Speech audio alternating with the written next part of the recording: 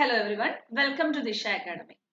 Bank എക്സാംസിൽ ഇനി ഏറ്റവും ആദ്യം നമ്മുടെ ഈ 2025 ആദ്യം വരാൻ പോകുന്ന നോട്ടിഫിക്കേഷൻ IBPS കലണ്ടർ ഒക്കെ ഔട്ട് ആയിട്ടുണ്ട്. IBPS കലണ്ടറിന്റെ ഒക്കെ വീഡിയോസ് ചെയ്തിട്ടുണ്ട്. ഓരോ എക്സാമും ഏതൊക്കെ ഡേറ്റിലാണ്, പ്രിലിംസ്, മെയിൻസ്, ഇങ്ങനെയുള്ള വീഡിയോസ് ഒക്കെ നമ്മൾ ചെയ്തിട്ടുണ്ട്.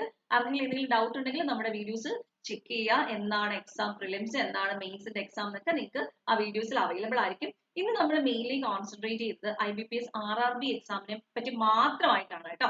RRB എക്സാം എന്ന് പറഞ്ഞാൽ റൂറൽ ബാങ്കിന്റെ എക്സാംസ് ആണെന്ന് നിങ്ങൾക്ക് അറിയാം. കേരളത്തിൽ ഇതിനെ ഗ്രാമീൺ ബാങ്ക് എന്നാണ് പറയുന്നത് അല്ലെ. അപ്പൊ കേരള ഗ്രാമീൺ ബാങ്കിലേക്ക് ഒരു ജോലി നിങ്ങൾ ആഗ്രഹിക്കുന്നുണ്ടെങ്കിൽ അതൊരു ക്ലറിക്കൽ പോസ്റ്റ് ആയിക്കോട്ടെ, PO പോസ്റ്റ് ആയിക്കോട്ടെ, അപ്പൊ എന്നാണ് എക്സാം എന്നുള്ള കാര്യം മറക്കാതെ നോട്ട് ചെയ്യുക. കാരണം എക്സാം ഡേറ്റിനെ ബേസ് ചെയ്തിട്ടായിരിക്കണം നിങ്ങളുടെ പ്രിപ്പറേഷൻ സ്ട്രാറ്റജി നിങ്ങൾ പ്ലാൻ ചെയ്യേണ്ടത്.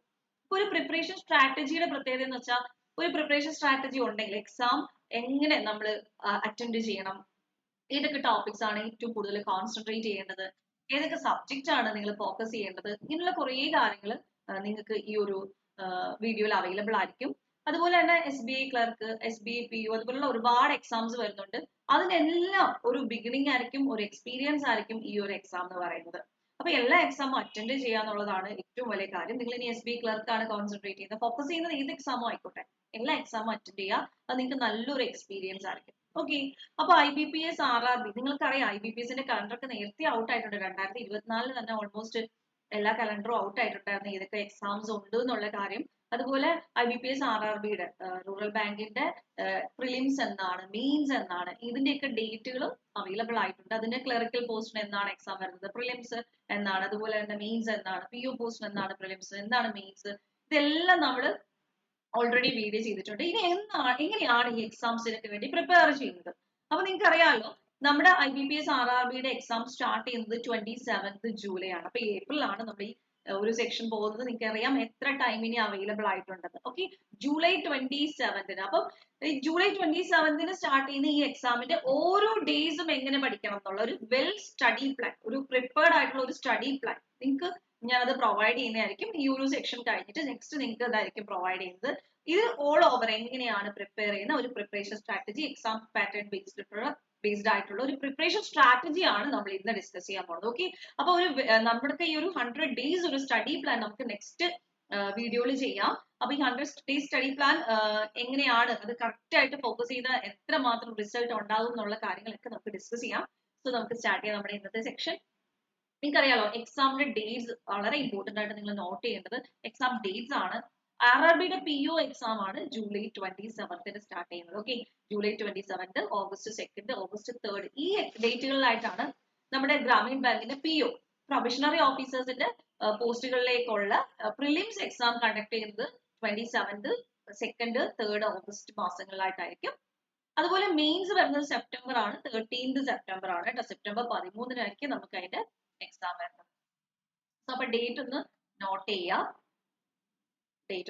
അപ്പൊ ജൂലൈയിൽ നമുക്ക് എക്സാം സ്റ്റാർട്ട് ചെയ്യുന്നുണ്ട് അല്ലെ. ജൂലൈ 27th നമ്മുടെ പ്രിലിംസ് POയുടെ പോസ്റ്റിലേക്കുള്ള പ്രിലിംസ് സ്റ്റാർട്ട് ചെയ്യുന്നത്. അതുപോലെ തന്നെ ഓഗസ്റ്റ് 13th മുതലാണ് നമുക്ക് RRB ക്ലറിക്കൽ പോസ്റ്റിലേക്കുള്ള എക്സാം, പ്രിലിംസ് എക്സാം സ്റ്റാർട്ട് ചെയ്യുന്നത്. അതുപോലെ തന്നെ അതിന്റെ മെയിൻസ് വരുന്നത് നവംബർ. നമുക്ക് പ്രിലിംസിനും മെയിൻസിനും ഇടയ്ക്ക് വലിയ താമസമില്ലാതെ എക്സാംസ് ഉണ്ട്. പ്രിപ്പയർ ചെയ്യുന്നവർ പ്രിലിംസും മെയിൻസും കോൺസെൻട്രേറ്റ് ചെയ്ത് തന്നെയായിരിക്കണം പ്രിപ്പയർ ചെയ്യേണ്ടത്. പ്രിലിംസിന് മാത്സും റീസണിങ്ങും മാത്രമേ ഉള്ളൂ എന്ന് വിചാരിച്ച് മാത്സും റീസണിങ്ങും മാത്രം പഠിച്ചുകൊണ്ടിരിക്കരുത്. മെയിൻസിന് വേണ്ടിയിട്ടും കൂടെ സൈഡിൽ നമ്മൾ നോക്കി തുടങ്ങണം. ഒരു ഡെയിലി ഒരു 1 hour 2 hour ഒക്കെ മെയിൻസിന് വേണ്ടിയിട്ടും നമ്മൾ സെറ്റ് ചെയ്യണം. അപ്പൊ അതെങ്ങനെ സെറ്റ് ചെയ്യേണ്ടതെന്നൊക്കെ കാര്യങ്ങൾ ഞാൻ നെക്സ്റ്റ് വീഡിയോയിൽ പറയുന്നതായിരിക്കും. അപ്പൊ ഇത്രയും കാര്യങ്ങൾ ക്ലിയർ ആണല്ലോ. അപ്പൊ ഡേറ്റ് നമുക്ക് മനസ്സിലായി. നിങ്ങൾക്ക് അറിയാലോ എക്സാം പാറ്റേൺ എന്താണെന്ന് അറിയാലോ. നമുക്ക് പ്രിലിംസിന് വരുന്നത് റീസണിങ്ങും മാത്സും ആണ്. ഓക്കെ, ഈ റീസണിങ്ങിന്റെയും മാത്സിന്റെയും 80 ക്വസ്റ്റ്യൻസ് ആണ്. 40 ക്വസ്റ്റ്യൻ റീസണിംഗ് 40 ക്വസ്റ്റ്യൻ മാത്സ് എന്നുണ്ട്. ഇതിന്റെയൊക്കെ സെക്ഷൻസ് നമ്മൾ ചെയ്തിട്ടുണ്ട്. നിങ്ങൾ കണ്ടാൽ മതി എക്സാം പാറ്റേൺ എങ്ങനെയാണ്, എന്താണ് എന്നുള്ള കാര്യങ്ങളൊക്കെ നമ്മൾ വീഡിയോസ് ചെയ്തിട്ടുണ്ട്. അപ്പൊ ഇപ്പൊ ഞാൻ പറയാൻ പോകുന്നത് പ്രിലിംസിന് 80 മാർക്കിനാണ് എക്സാം. PO ആണെങ്കിലും ക്ലറിക്കൽ പോസ്റ്റ് ആണെങ്കിലും 80 മാർക്കാണ് എക്സാം. അപ്പൊ നമ്മളൊരു എക്സാം പ്രിലിംസ് എഴുതി കഴിഞ്ഞിട്ട് പിന്നെ ഒരു കൺഫ്യൂഷനാണ്, പ്രിലിംസ് കിട്ടുമോ, മെയിൻസിന് പ്രിപ്പയർ ചെയ്യണോ വേണ്ടയോ. അപ്പൊ ആ ഒരു കൺഫ്യൂഷൻ ഒഴിവാക്കാൻ വേണ്ടി പ്രിലിംസ് പ്രിപ്പയർ ചെയ്യുമ്പോൾ തന്നെ ഒരു സെയിം സ്കോർ അറ്റൻഡ് ചെയ്യാനായിട്ട് ശ്രമിക്കണം. അതായത് RRB POയുടെ ഒക്കെ പഴയ കട്ട് ഓഫ് ഒക്കെ നോക്കുമ്പോൾ ഒരു 60 to 65 ആണ് പ്രിലിംസ് സ്കോർ ചെയ്യേണ്ടത്. എന്ന് പറഞ്ഞാൽ കട്ട് ഓഫ് ക്ലിയർ കറക്റ്റ് 60-65 ആണെന്നല്ല, നമ്മുടെ സേഫ് സ്കോർ ആണ് ഞാൻ പറയുന്നത്. ഒരു 60-65 മാർക്ക് ഒക്കെ വാങ്ങിക്കഴിഞ്ഞാൽ നിങ്ങൾക്ക് കംഫർട്ടബിൾ ആയിട്ട് നിങ്ങൾക്ക് മെയിൻസ് എക്സാമിന് വേണ്ടി ഗ്യാരണ്ടി നിങ്ങൾക്ക് പഠിച്ചു തുടങ്ങാം. അതാ ഞാൻ പറയുന്നത്. അപ്പം 60-65 നിങ്ങൾ എയിം ചെയ്ത് തന്നെ പ്രിലിംസ്, അതായത് 80 എയിം ചെയ്ത് തന്നെ പഠിച്ചോളാം. പക്ഷെ നിങ്ങൾ 60-65 നിങ്ങളുടെ സേഫ് സ്കോർ ആണ്. 60-65 മാർക്ക് വാങ്ങിയിട്ടുണ്ടെങ്കിൽ നെക്സ്റ്റ് ലെവലിലോട്ട് നിങ്ങളുടെ പ്രിപ്പറേഷൻ നിങ്ങൾക്ക് കണ്ടിന്യൂ ചെയ്യാനായിട്ട് പറ്റും.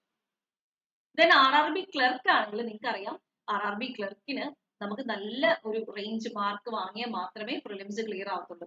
80 ഔട്ട് ഓഫ് 80 സ്കോർ ചെയ്യാൻ തന്നെ ശ്രമിച്ചോളാം. കാരണം ഏറ്റവും നല്ല റേഞ്ച് ഓഫ് കട്ട് ഓഫ് വന്ന ടൈം, നല്ല, അതായത് എക്സാം നല്ലതായിട്ട് എല്ലാവരും സ്കോർ ചെയ്യാറുണ്ട്. അത്ര വലിയ ടഫ് അല്ല നമ്മുടെ RRBയുടെ പ്രിലിംസ് എക്സാം എന്ന് പറഞ്ഞ ക്ലറിക്കൽ പോസ്റ്റിന്റെ. ഒരുപാട് പേരും ഫുൾ മാർക്ക് സ്കോർ ചെയ്യുന്ന എക്സാം ആണ്. സോ അത് തന്നെ 80 ഔട്ട് ഓഫ് 80ക്ക് വേണ്ടി തന്നെ നിങ്ങളുടെ പ്രിപ്പറേഷൻ കണ്ടിന്യൂ ചെയ്യാം. 75-78 ഒക്കെ ഓക്കെ. ഞാൻ കട്ട് ഓഫിനെ പറ്റിയല്ല പറയുന്നത്, നിങ്ങൾ ഏറ്റവും നന്നായിട്ട് പെർഫോം ചെയ്യേണ്ട എക്സാം ആണ് RRB ക്ലർക്കിന്റെ പ്രിലിംസ് എക്സാം. അങ്ങനെ ഒരു റേഞ്ച് ഓഫ് മാർക്സ് നിങ്ങൾക്ക് 100% ഷുവർ ആണെങ്കിൽ ഉറപ്പായിട്ട് നിങ്ങൾക്ക് മെയിൻസിന് വേണ്ടിയിട്ട് പ്രിപ്പയർ ചെയ്യാൻ പറ്റും. ഇനി മെയിൻസ് എക്സാമിന്റെ കേസ് എന്ന് പറഞ്ഞാൽ മിനിമം ഒരു 110 മാർക്ക് സേഫ് സ്കോർ ആയിട്ട് വരുന്നത്. അതായത് നിങ്ങൾ എക്സാം എഴുതി കഴിഞ്ഞ് നിങ്ങളുടെ ഒരു കട്ട് ഓഫോ നിങ്ങൾക്ക് ഇത്ര മാർക്ക് ഉണ്ടെങ്കിൽ മെയിൻസ് എഴുതാൻ പറ്റും അങ്ങനെയല്ല ഞാൻ പറയുന്നത്. നിങ്ങളിപ്പോ പ്രിപ്പയർ ചെയ്യുമ്പോൾ നിങ്ങളുടെ എയിം എന്തായിരിക്കണം എന്നുള്ള 60-65 സ്കോർ പ്രിലിംസിന് ക്ലിയർ ചെയ്തിരിക്കണം. അതുപോലെ 80 ഔട്ട് ഓഫ് 80 വേണ്ടി തന്നെ ക്ലറിക്കൽ എക്സാമിന് വേണ്ടി പ്രിപ്പയർ ചെയ്യണം. അതുപോലെ മെയിൻസ് എക്സാമിന് വേണ്ടി പ്രിപ്പയർ ചെയ്യുന്ന സമയത്ത് നമുക്കൊരു മിനിമം 110 മാർക്ക് വാങ്ങിയിരിക്കണം. 110 മാർക്കിന് വേണ്ടി തന്നെ നിങ്ങൾ മിനിമം 110 മാർക്ക് കിട്ടിയിരിക്കണം. ആ ഒരു എയിമിൽ തന്നെ നിങ്ങൾ മെയിൻസ് എക്സാമിനേഷൻ 200 ഔട്ട് ഓഫ് 200 ആണ് മെയിൻസ് വരുന്നത്. അതിൽ 110 എങ്കിലും RRB POക്ക് വാങ്ങിയിരിക്കണം. അതുപോലെ ക്ലറിക്കൽ പോസ്റ്റ് വരുമ്പോഴത്തേക്കും 130 ആണ് മിനിമം നിങ്ങൾ നിങ്ങളുടെ സേഫ് സ്കോർ എന്ന് പറഞ്ഞത്. അപ്പൊ നിങ്ങൾ ആ ഒരു അതല്ല ഒരു 60 മാർക്ക് കിട്ടിയ ക്ലർക്ക് പാസ് കിട്ടാതിരിക്കും, ജോബ് കിട്ടാതിരിക്കും, അങ്ങനെയല്ല. നല്ല മാർക്ക് വാങ്ങിയാൽ തന്നെ നമുക്ക് ആ ഒരു ജോബ് കിട്ടുള്ളൂ. നമ്മൾ എപ്പോഴും ഫുള്ള് തന്നെ ചെയ്യുമ്പോൾ പഠിക്കുമ്പോൾ ഫുൾ മാർക്കിന് വേണ്ടി തന്നെ പഠിക്കുക, അത് നല്ല കാര്യമാണ്.